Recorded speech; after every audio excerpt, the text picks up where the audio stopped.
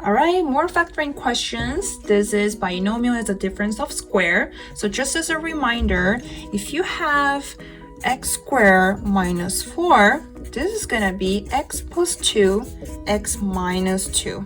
Okay, so a squared minus b squared.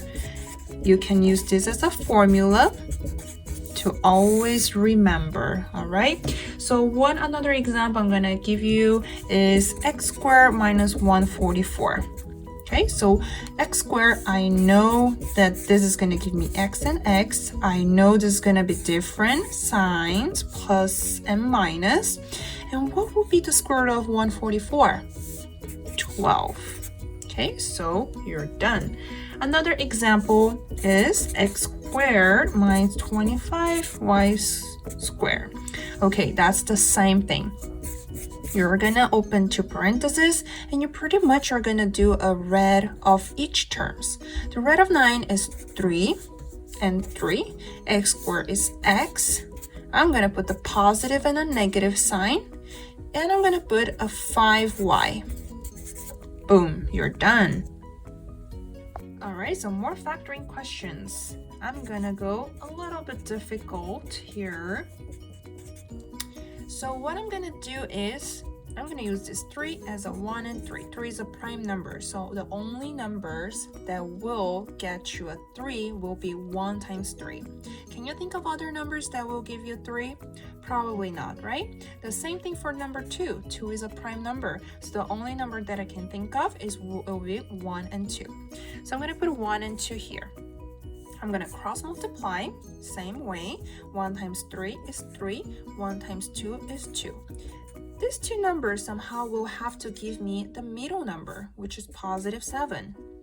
Is 3 and 2, is there a way for me to get a 7 from these two numbers? Probably not. So that means these are the wrong numbers. Or maybe, yes, they're the right numbers, but they are ordered it in the wrong way. So I'm gonna do this way. I'm gonna switch the 1 and 2.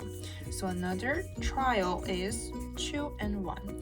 Again, you're not gonna get this correct on the first trial always. You guys have to try many times to see which numbers will work the best.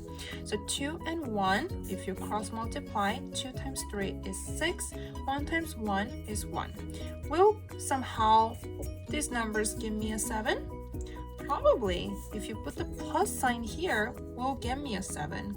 So therefore, I'm gonna put the plus sign right here, and these are your two answers.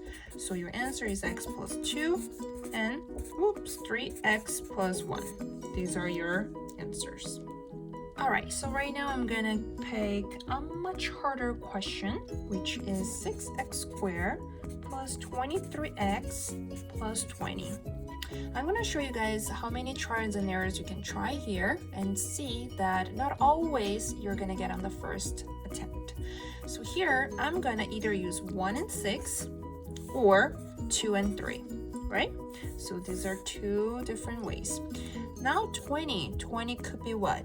Maybe 2 times 10 could get me 20, 4 times 5 could get me 20, or 5 times 4, 10 times 2.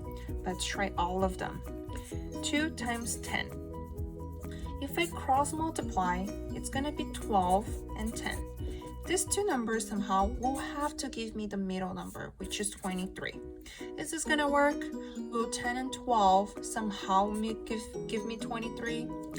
Probably not. Okay, so now I'm gonna try 2 and 3 with the same number, 2 and 10. All right, so you're gonna cross multiply 6 and 20. 6 and 20 will still not give me 23. Again, let's try one more. 2 and 3. And instead of 2 and 10, I'm gonna use another number, maybe 4 and 5. I'm gonna cross multiply. This will give me 12 and 10. Again, 12 and 10 will not give me 23. No. Okay, another number. 2 and 3, and then I'm gonna flip these two numbers, 5 and 4.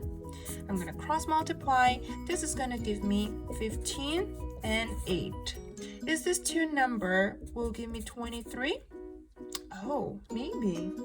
If I put the plus sign here, I'm gonna get a 23. So I think I'm going in the right way. I'm gonna put positive here, since it's positive 15 here, positive 8, which plus 5 times plus 4 will give me a 20. So it seems like this is the right answer. I'm just gonna put the X here, and this is the answer. I'm gonna write it out here, 2x plus 5 and 3x plus 4. This is the factor form. So you see that I tried many times until I get to this number, right? So not always you guys are gonna get the first attempt as a correct answer, but you guys have to do a lot of trials and error. The more you do, the more you practice, you guys are gonna have the more insights of getting the right answer right away. All right?